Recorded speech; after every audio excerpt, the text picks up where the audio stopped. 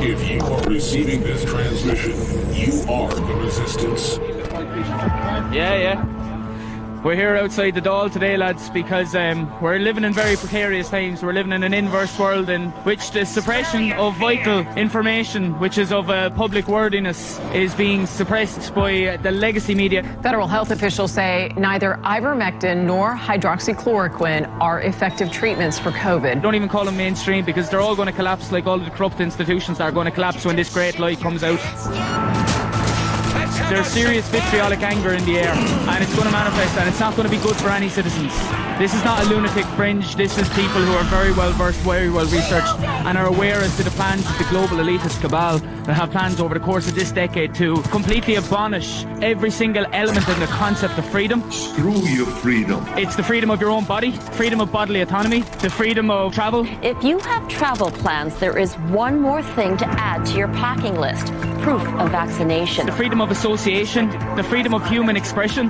They want to incorporate people into a transhumanist movement. And whilst that seems very far-fetched for a lot of people, it's what they have in plain sight. Go look at UN Agenda 21, look at UN Agenda 30, look at the WEF. It's all there in plain sight for the average Joe Soap to find out this information. They call it the Great Reset. This is their global domination. This is it. This is modern war. How it's going to manifest, I do not know. But I do suspect that the human spirit is going to rise up against this tyranny over the course of the next number of years. When this hits the fan, when people realise what's actually been done, they're going to want their pound of flesh. Violent clashes are erupting across Europe as thousands of people protest the latest round of COVID-19 restrictions. For everyone's children, the Guards' children, the Special Units' children, because future generations will have absolutely nothing. They will not have ownership over their own bodies. The only way to control it is to mandate vaccination. They will not have ownership over their own future. They can only dream of owning a property. The WEF was the number one plan until 2030 is you will own nothing and you will be happy. That's pure communism, lads. If people don't own any resources, who does own it? A state which is a bastion of corruption, which is a banana republic in terms of a lack of accountability. Who is holding these bastards accountable? Who the fuck is holding these bastards accountable? I tell you who's going to hold them. The people of Ireland will. And when the people of Ireland wake up, by God, there's going to be hell to pay. Powerful video at Band.video. Get it and share it. Ireland rises up against the New World Order. Band.video. Get it. Share it now. It's the third hour of the live December 17th Friday transmission of the Alex Jones Show. That means my good friend Michael Reardon is here with us, that I twisted his arm to get on air. We have great discussions, good friend of mine, and he always just has really great ways to boil down knowledge. Michael Reardon was born in Connecticut, but now lives in the good state of Texas. He graduated with a master's degree in education in 2013. He taught in the public school system, teaching kindergarten to 12th grade. During his years of teaching, he saw the need to fill in the cracks of education and help people know the truth about life. Michael founded his company, Raven Concepts, in 2018. He started his company due to the need for more vital mindsets to be created, not, I guess, failure mindsets. Michael saw the mindsets that parents, the school system, the government, the mainstream media were formulating, and saw a significant flaw in the structure. That's putting it lightly. That flaw was that people lost the ability to understand their own self-worth. His mission is to help give people the courage and the mindset to go after what they want in life and dream of having. He helps people recognize their value and their potential within them. With all of this going on in the world, our number one greatest weapon and tool to fight back against this restructuring is to develop a stronger mindset. And I totally agree. We've got to develop a stronger mindset and know that we're under attack, not be victims, but admit it. RavenConcepts.com, RavenConcepts.com. I don't know if they typoed that, but it's good to have you here. Mike, thanks for coming on the show, man. I always enjoy talking to you. You wanted to start with the mass psychosis that's going on and how you've witnessed that in the education system and how to break out of it. Right. So when I was an educator, it's interesting because you have to deal with it in the sense of what is going to be the next steps, right? Because you just don't teach a first grader how to do calculus, right? They learn addition and subtraction, and it's a series of steps. So for people, I started to wonder, right? Now we're in an age of COVID and basically everyone's going to be influenced by mainstream media. How did that happen, right? It didn't just happen overnight. So I started to look at it from the premise of the school, right? So I'm a teacher, I'm in school, what is happening in the school system. So I know Dr. McCullough, I believe he was on Joe Rogan, and he was talking about mass psychosis. And he talked about how there needs to be 4 steps in order for that mass psychosis in order to occur. And in the school system, if we think about it, the first step is already there, isolation. We put you in a desk, we give you a cubby, we give you a spot, and we say, this is where you need to be. And you don't deviate from it. So now you're stuck in one spot, one place, and you're not encouraged to ask your peers, ask your classmates for the answers. Now you're by yourself. You're on a desert island and you're isolated. So when COVID started to happen and the quarantine started to happen, why was it so easy for people to say, well, I guess I'll just give up my rights. I guess I'll just give up my freedom and I'll just stay inside. I'm not an essential worker. That had to happen from somewhere. It didn't happen overnight.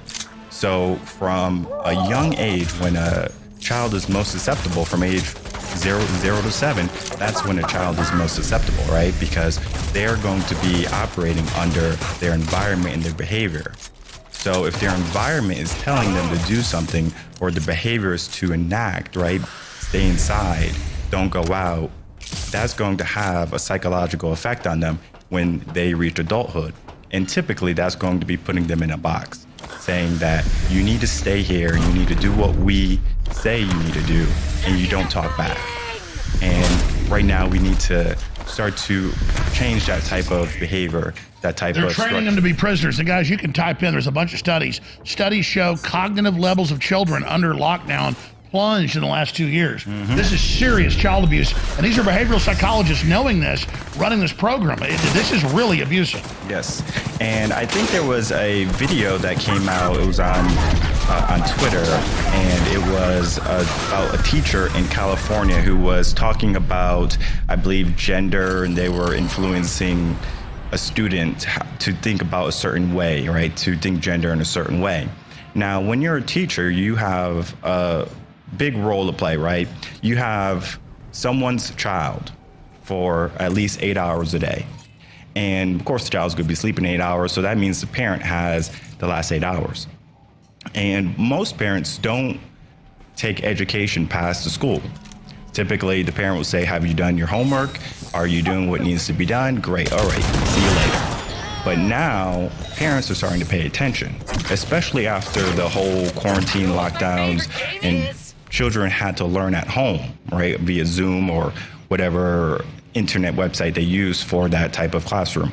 And now parents are seeing, like, hey, my kid is not learning in school. And now that's when you see all these parent board, all these, parents going to these board meetings with the superintendents and just the whole educational system. And they're fighting back. They're saying this is not right. What they're learning is not necessary. And if we look at curriculum, there's a basic set of content that is going to be learned, that children need to learn. But now we're starting to get into what we want them to learn, but who are the people who are telling us that they need to know this type of content? Mr. Government, if we think about it, they're saying, well, we want the kids to know this so we can stir them in a certain way. The whole race type of thing, right? So I think the term they're phrasing is for critical race theory. Critical race theory, yes, thank you, Alex. Why is that necessary? And it's to keep us down. It's to keep us in a sense of, oh, I'm a victim. And as long as we keep that victim mentality, we're going to have a difficult time moving ahead in life. And you've got great ways of explaining things. And by the way, I'm always reading names of things wrong. I go to your site all the time. It's Reven, not Raven, but Reven. Explain what Reven concepts means. For some reason, I always got to butcher intros. Yes, so Reven concepts. Reven. Yes, and Reven concepts means the concept behind never. So if you turn Reven around, it means never. Oh, I get it. So I'm an idiot. Because I have dyslexia. I'm seeing like Raven concepts or Reven. It's Reven, which means never concepts. Right. And the name came from when I was actually a swim coach. I was given a student from another coach. she was going to be an educator also. So she was going to the program to become a school teacher. She's going to be teaching people's children. And she gave me one of her students because she was booked. And I said, not a problem. So the child had a fear of water, and he didn't want to go into the deep end. So I had 30 minutes with the child to get him to swim in the deep end.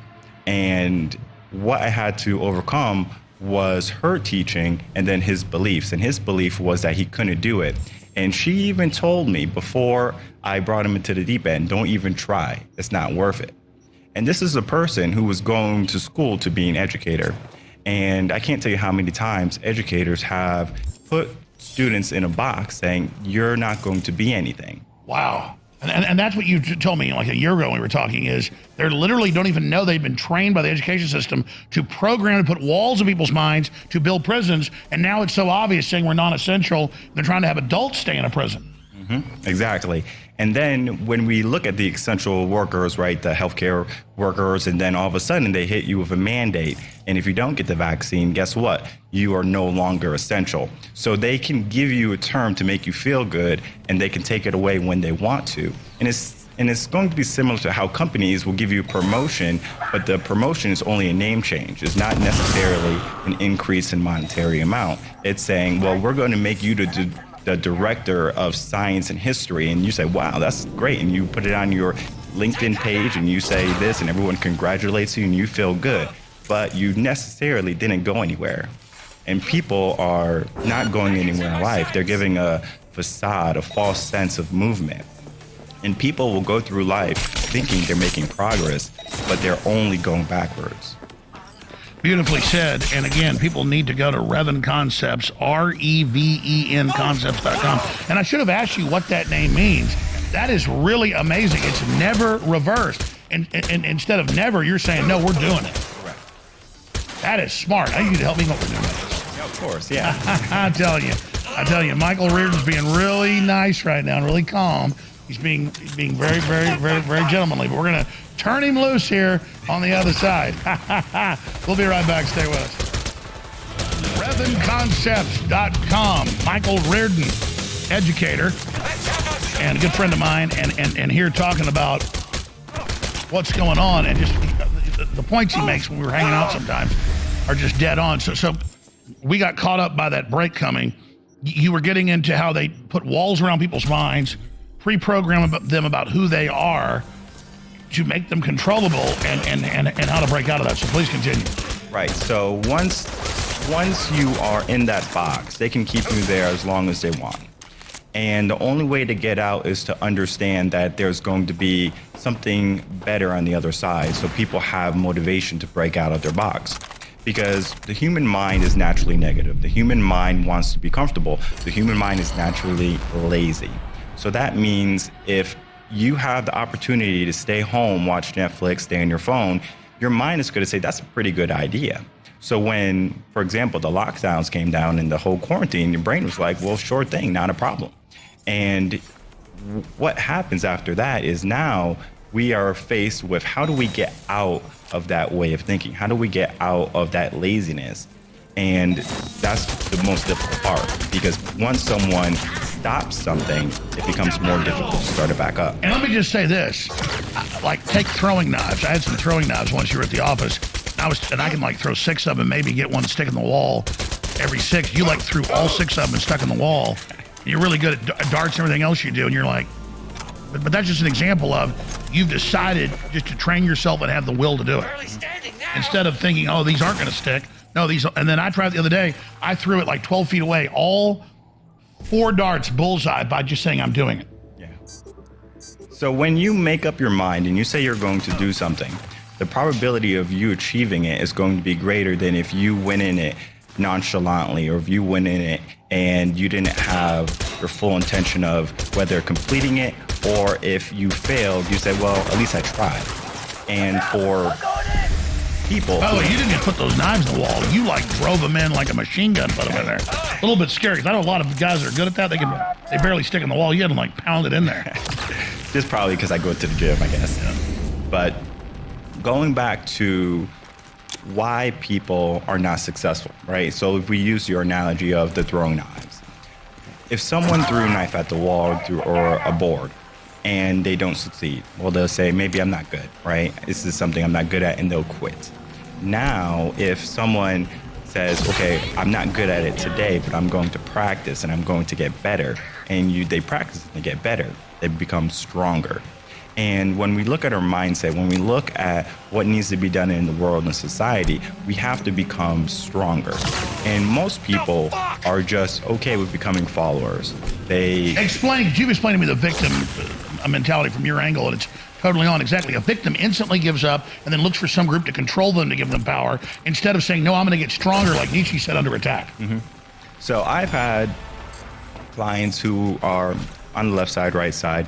But what I have noticed is that most of the clients who are Democrats on the left, they are going to be more timid and afraid of challenges. And that was really interesting to me, because why are they less prone to pushing themselves, to driving forward? And it's just because they have been told, well, just take it easy. You don't have to push when you don't feel like it, right? Just do what is comfortable for you. The limitations were already set for them. So the moment they quit, the moment they give up, they say, well, I guess it was not meant to be. And obviously, anybody telling you that's your enemy. Correct. I mean, come on. Correct. So for people who are putting you in a box and telling you that you can't do something, those people should be put on the back burner, right? So yeah, you can use them as a source of your motivation and determination to get ahead in life. Exactly. Don't be them. Correct. Because you learn from your environment. So if your environment is not what you want it to be, and the behaviors of the people in your environment are not what you want them to be, you have to start to change them. So for people who are stuck, whether it be believing they're not essential, believing that they can't get out of the circumstances they're in, they have to start to think in a more optimistic way, in a way where they see their future is attainable. And think about, Mike, how evil that is to say you're non-essential. That's like Hitler saying these groups are I mean, that is such an amazingly criminal statement to say you can't go outside, you're not essential, and people just, okay, I'm not essential. Imagine that thought to children hearing that. Right, and it's all about control, because if I tell you that you can't do something, then the most logical question after that is, well, what can I do? And they're going to tell you what you can do. Well, you can stay inside, you can stay 6 feet apart, you can get this vaccine, you can do what we tell you because we know best, we're an authority. And of course, those people need authority. Those people need people to tell them exactly what they need to do. Because even some of my clients, they would say, Mike, can you just tell me what I need to do in life? Because when you talk about clients, explain. You do. Tell people what you do. So I should have brought that up. Like, tell people what he does. I should tell them. So what I do is I help people get to their most desired place in life. You're a life coach. Correct. Yes. So I primarily work with mindsets, and that can have an array of things. So a life coach is an umbrella of the many things that I do. So I work with relationships, I work with career development, and what the whole premise of what a mindset coach is was we're looking at how you're looking at the situation. And if you're looking at the situation in a negative way, then we just have to adjust it and start to go down the path that is going to be most ideal for you. And by the way, you've helped me out with a lot of great ideas. They've always turned out amazing. That's why, I mean, you're an amazing brain. But you're right. I was already innately doing it with big attacks. Like, okay, I'm always going to get the angle to take this attack like judo and use it against it. But then in my personal life, I wouldn't use that same thing. No, we got to use at the high level and the low level the same tactics. Right. So when you're looking at the basic structure, especially when you're talking about government education, it has to be a step-by-step basis, right? You have to look at the cause and effect. If you are backing a dog to a wall, right, and the dog is timid, the dog is scared, eventually the dog is going to attack, is going to fight back. But if you train the dog to think that it is not powerful, that it is weak, it won't fight back. So no matter how far we push you to the wall, you're not going to do anything. And that's where we are in society, right? People are back to the wall and they don't know what to do. And they're just looking for a way out. And I offer them a way out. But it does require a huge effort on their part because it is a challenge they have to overcome. Wow, I'm listening. We're going to break in a minute, but just continue to break that down. So when you have your back against the wall and you are concerned about where the bills are going to be coming from, right? So you have bills and you're trying to figure out where's the money going to be coming from.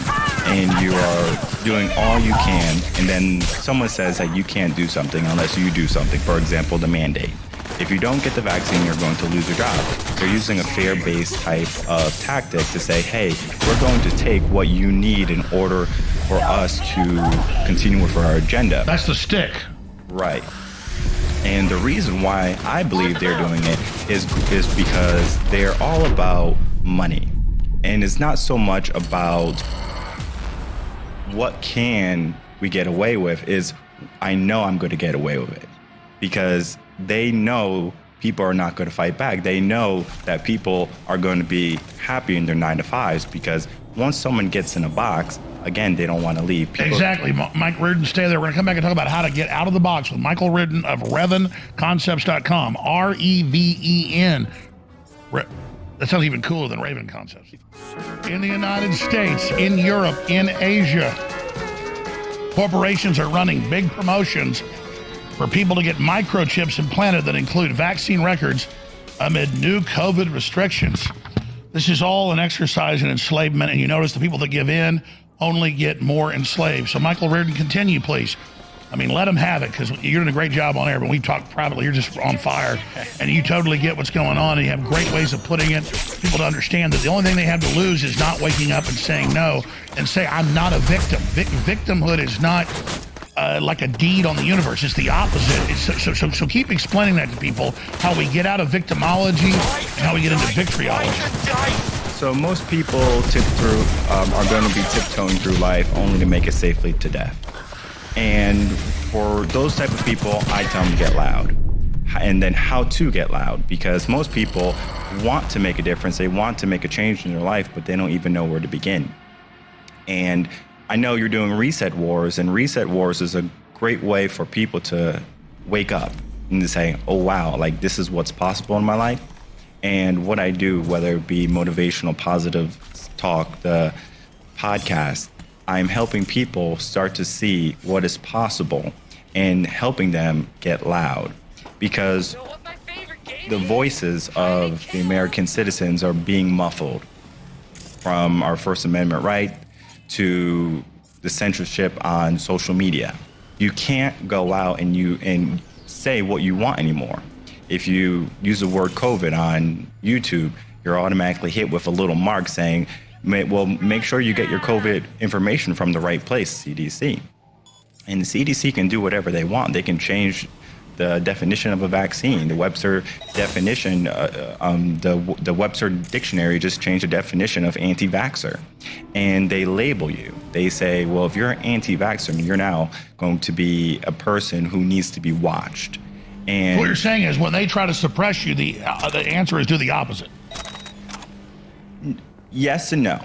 So when they're trying to suppress you, you have to pay attention. You have to pay attention to how they're moving, because if they're moving in a certain way, if you look at a martial arts like Hapkido, for example, you use the enemy's momentum against them. So when you figure out what they're doing, you say, okay, I understand what you're doing. And then there's going to be a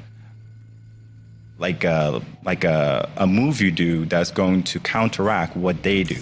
So if they're forcing you into a corner, the only thing you have to do is pivot. You don't have to get pushed into the corner, and a lot of people don't know how to pivot.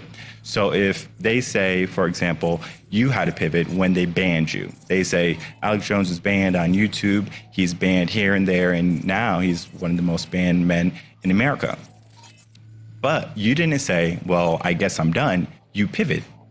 And that when you did that, now they're like, wow, he's a force to be reckoned with. And now they're going after you so ferociously is because they understand you're the highest level of leader.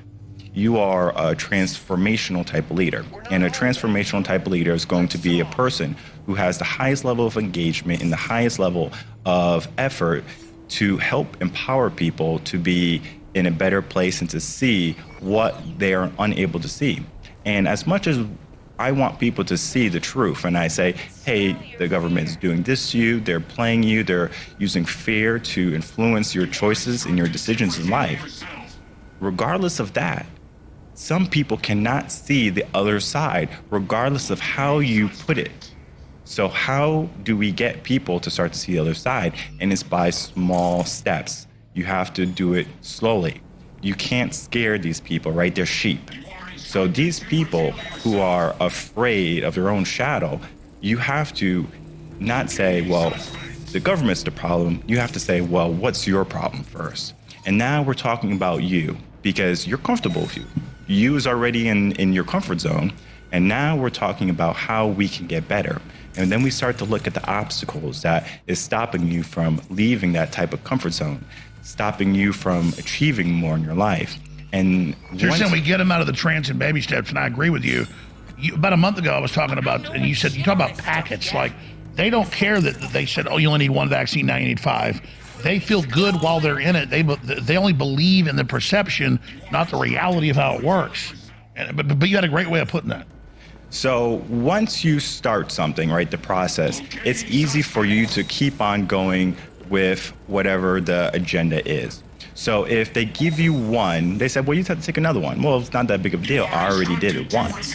And when it comes to switching that around, so people are not telling us what to do, but instead of what we can do, if we put it back into the steps where it's going to be approachable, people are going to be more prone to take those steps. Now, the problem is people don't even understand that there's going to be an alternate solution besides the vaccine. Well, now you can become more healthy, right? Use going to the gym, right? Eating healthy, making sure you are in the best shape of your life.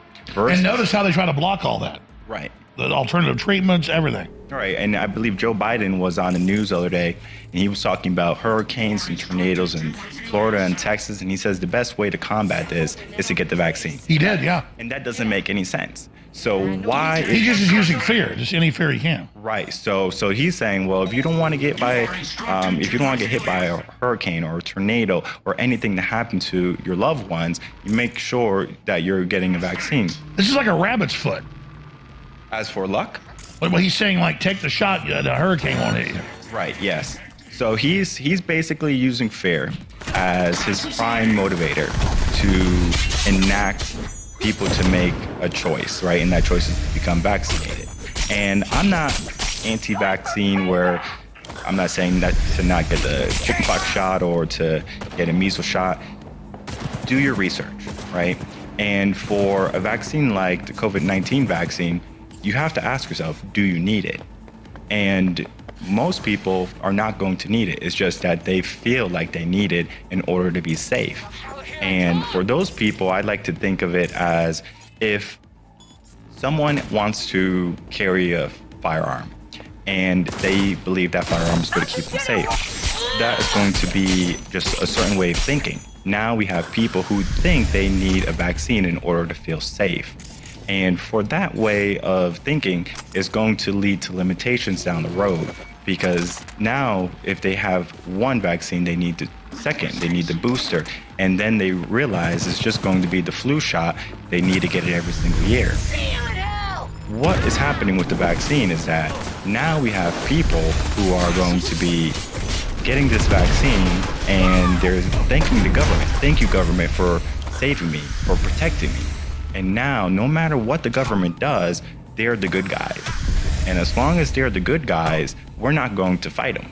We're not going to say you're doing wrong because they're the heroes in those people's eyes. And I interrupted you earlier with a break, but how do you get somebody out of that Stockholm syndrome where, I mean, you're saying trying to hit them over the head doesn't work sometimes, incremental. You're like, well, let's talk about you. Let's talk about it. So you have to challenge their beliefs. And when you place the truth in front of them, they are going to want to turn their head. They're going to say, no, that's wrong. And you keep doing it, but you do it in the sense of non-invasive. So if you think of it encroaching, so I'm going to encroach until they protest, and then they're going to protest, and they're going to say, no, this is not true. And then you wait, and then they forget. And then as soon as they forget, you encroach again. And you keep doing it to the point where they're like, now I'm in the truth and I can't deny it. You're right though. They hide in being asleep. So you watch them jump back into being asleep and you wait till they wake back up again, I guess. Right. And you just have to kind of go through that jigsaw or whatever of putting the pieces together, but in the way where they don't notice that the puzzle is becoming complete, and we're telling them this is the truth. This is no longer going to be a facade that people are telling you that is the truth, but it is really a lie. Because most of what's happening, especially like on mainstream media, is opinion. And it's about choosing what delusion you want. RevenConcepts.com, R-E-V-E. All right, Michael Reardon's here with us. I'm Alex Jones. Jay Dyer takes over in the next hour, and I want to get Reardon back in here soon because we're just getting him going here on air. RevenConcepts.com, R-E-V-E-N Concepts.com. Here's what I know. What I understand is how the globalists actually operate. Once you study it, you learn more and more. It's like you progress through levels. I know what's going to happen in the stock market. I know what's going to happen in so many levels. And I'm trying to get the public to realize all this. Instead, the globalists want to keep people dumb and controllable, which why would you want to live in a world like that with a bunch of dumb sheep? That's dangerous. But that's really the split here. And you were talking during the break about influence and that key term. So when you go to school to become an educator, they are going to focus on the psychology of learning, the mind. And you're going to learn how people are going to become the person you want them to become. So if you're in kindergarten, they learn a certain way. If you're in college, they learn a certain way. And you have to present it in a way they understand. So when I was teaching various grades, it required me to know the influence I needed to input into that type of classroom. So it's going to be different learning from kindergarten versus college. And now that we are out in the open, right, with all that's going on in the world, the influence is mainstream media, right? They are knowing what they need to do in order to make you feel a certain way. And they use fear as the premise.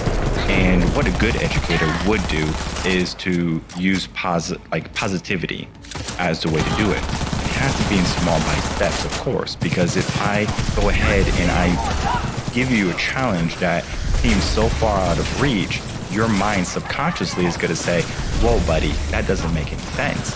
But if I put it in a sense where your mind sees it as approachable, then it's going to be different. Because if I just use a 2x4, as you were saying earlier, and I try to bang it over your head saying, hey, you need to listen. This is what's happening. Wake up, wake up, wake up. You can't shake them awake. You have to gently say, well, come here, let's wake up together. And have some coffee over here. Yeah, let's have some coffee, let's have some tea, and let's get you awake. But it has to be approachable.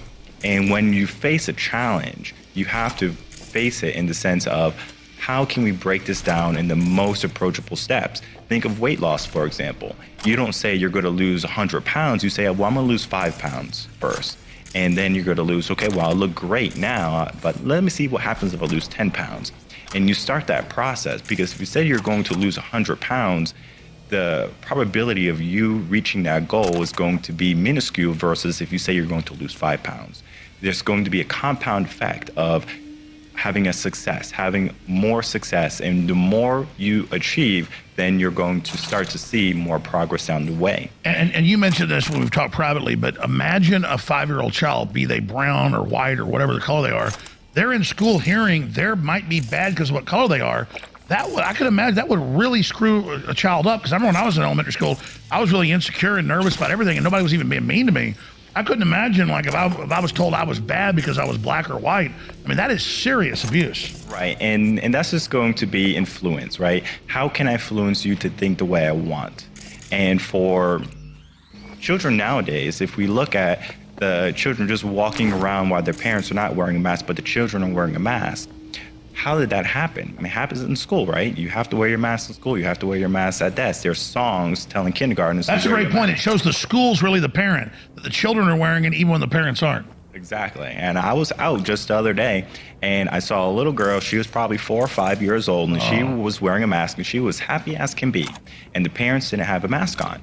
So it's not the household that's telling you what you should be doing. It's the school, because you have to understand that kid, your child, is going to be in the school for a prolonged period of time. And the teacher can do whatever they want. They can say. But what a group of bad people to teach children they're dirty and bad and do this to them. To teach them, oh, you're dirty, you got to wear a mask. You're dirty because of what color you are. That is so damn abusive. And then when parents complain about it, they send the FBI after them. I mean, this is like cartoon level. And it's just to keep control. The schools are going to be part of the government, and the government needs to be protected, because This is a what good time for you then? the government doesn't want people to know is that the people have the power, not the government. So when people start to get power, right? When someone starts to rise in a level of power and the word starts to get out there, now all of a sudden the government's like, well, we need to stop you. We need to say that you are wrong and that you're the enemy, and people need to be wary of what you're saying because it's not true. But what we say is true, and you need to listen to people like us because we're going to keep you safe. We're going to protect you. And so what's the answer? Rally around those the system's trying to shut down. So the answer is going to be making sure you find like-minded people. And you want to understand where you want to be in life, because for people who don't understand where they want to be, then they're just going to keep on living life wherever the herd is taking them. So they might not necessarily reach their most desired place in life, but they are just going to go where society goes. And typically that's going to be downhill. So if you are a middle-class person, for example, pay attention to how life was 10 to 20 years ago for you. And if life was better for you 10 to 20 years ago, then you should have some type of inclination that you're going in the wrong direction. But let's be clear, things are so negative now, even if you've got money, it's going downhill. Right. I mean, Klaus Schwab says they're collapsing and all. How do they think they're going to get out of it? Why do like the communists, the Nazis, why do they always want to make other people have nothing? I guess that makes them feel better, but they bring themselves down. Right. It's a restructuring. So they're being very meticulous in who is going to take power. And I was thinking about that past week now. Who's going to be next in power, right? What is going to be the next steps? When is the collapse going to happen? And I have a number, I have a date, but it's all just speculation at this point. No, but give us yours. No, tell me your view. So I'm giving it a year and a half before people say enough's enough. I agree. They're going to try to crash it once the Republicans get a narrow majority. To blame them. That's what I was thinking this morning. Right. And they can do it in a few ways, right? So Joe Biden, of course, senile, and by the way, you did a great job in the last hour, but now you're being the Mike Reardon. You're really going to start telling what's going on. This guy, I love this guy, man. I'm telling you, it'd be a huge talk show if you get him on air. Start telling folks what's coming, Mike. So, Joe Biden, puppet, senile, he is going to be taken out of the position of power of presidency, right? And Henry Ford, he talked about, I believe in the 80s or sometime, he said that the way a woman will become president is by assassination, right? I don't think they're going to do that. I think they're going to still love Joe. Joe's just going to say, hey, I just want to hang out with my wife and take it easy. And Camilla's going to come in and she's going to take over. And what needs to happen is that we need to understand that that's the first step of them making their next move. And we can't let them take any more moves after that, because if we do, they're going to keep that ball rolling and they're going to take over the elections again. They're going to make a new variant right before the elections, and then all of a sudden there's going to be mail-out ballots again, and your voice is not going to matter because they're going to say, well, we can make as many votes as we want for Kamala Harris or whoever they choose to be the next president. president. And then again, we're nothing against women, but why do they obsess over putting women in power? Is it because it just historically destabilizes this thing, or then women think that like there's somehow to fight with men? Well, think about the whole feminist movement right now, right? If you go on YouTube, most likely your home feed is going to have some type of feminist person talking, right? And it's just a way for you to become acclimated to that type of environment. So the feminist... Every video game, every movie, the women are the heroes, the men are bad. Since Married with Children 30 years ago. And right now they're just making it forward because it's easier for the brain to accept, well, it makes sense. And it's important for us to or for them to make sure people are operating under, well, that makes sense. It's only logical. And if it's a logical step for those type of people, they're not going to question, they're not going to fight back. But again, there are a lot of women that are smart and would be great leaders. The ones they're putting forward, what is the obsession with putting women in charge when they're not really in charge, they're puppets? It's because they find the people they can control. They're not looking for people who are powerful. They're looking for people they can control. And for well, it's so simple. When the Romans would take over an area in Germany or wherever, they would kill all the men down to age 10 and keep the women because the women would submit. That's just a biological fact. Right. And then now we have feminists who want to be in power, and they'll do whatever it takes in order to be in that type of position.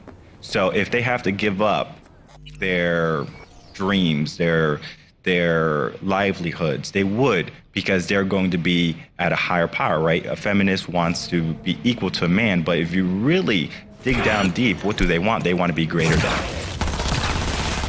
And look at Hillary Clinton's the beta test of that. And so she wants to be front and center. I'm powerful. Pay attention. And for the people who can't see that that's happening, then they just have to start to see what type of things are popping up on their YouTube, for example. Right, sure, we'll come right back with my order.